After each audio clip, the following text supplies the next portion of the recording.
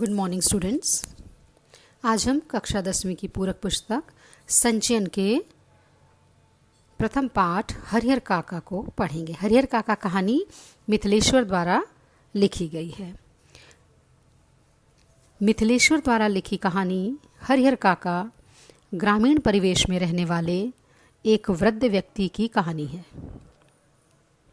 जिसने अपना संपूर्ण जीवन सादगी में व्यतीत किया है, पर जीवन के अंतिम पड़ाव पर वह बेबसी और लाचारी का शिकार हो गया है। उसके सगे संबंधी सब स्वार्थी होकर अपनी स्वार्थ सिद्धि में लगे हुए हैं। लेखक यानी मिथिलेश्वर लेखक हरिहर काका की जिंदगी से बहुत गहराई से जुड़ा हुआ है। वह उनका सम्मान करता है। वह उनके व्यवहार एवं विचारों के कारण उनमें श्रद्धा रखता है। हरिहर काका उसे बहुत दुलार किया करते थे। वह उसे कंधे पर बैठाकर घुमाया करते थे। उसे अत्यधिक प्यार करते थे। बड़ा होने पर वह उनके दोस्त भी बन गए। परंतु अब हरिहर काका जीवन के अंतिम पड़ाव से गुजर रहे हैं। उन्होंने बातचीत बंद कर दी है। वे शांत बैठे रहते हैं।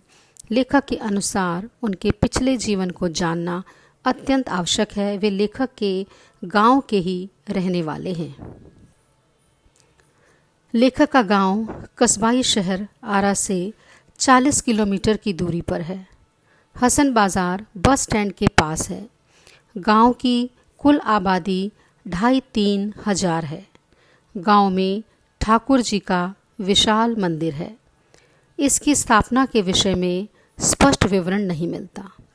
यह मंदिर गांव वालों के लिए बहुत महत्वपूर्ण है।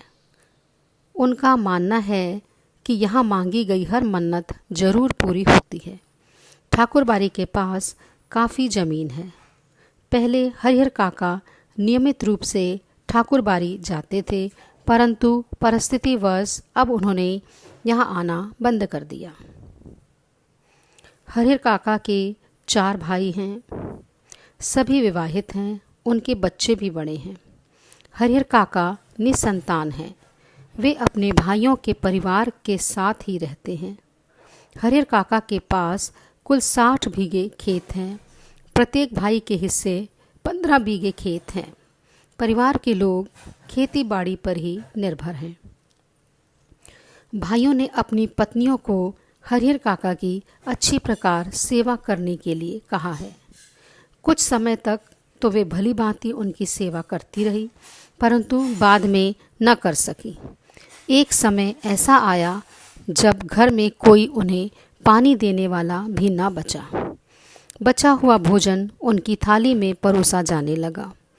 उस दिन उनकी सहन शक्ति समाप्त हो गई।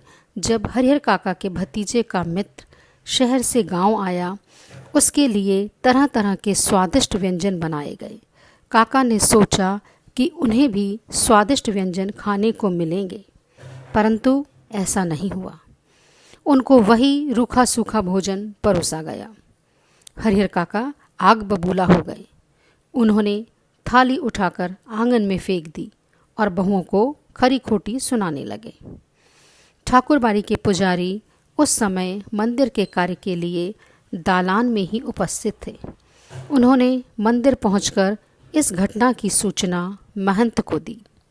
महंत ने इसे शुभ संकेत समझा और सारे लोग हरिहर काका के घर की तरफ निकल पड़े। महंत काका को समझा बुझाकर ठाकुरबाड़ी ले आए। उन्होंने संसार की निंदा शुरू कर दी और दुनिया को स्वार्थी कहने लगे तथा ईश्वर की महिमा का गुणगान करने लगे। महंत ने हरिहर काका को समझाया कि अपनी जमीन मंदिर के नाम लिख दो, जिससे तुम्हें बैकुंठ की प्राप्ति होगी तथा लोग तुम्हें हमेशा याद करेंगे। हरिहर काका उनकी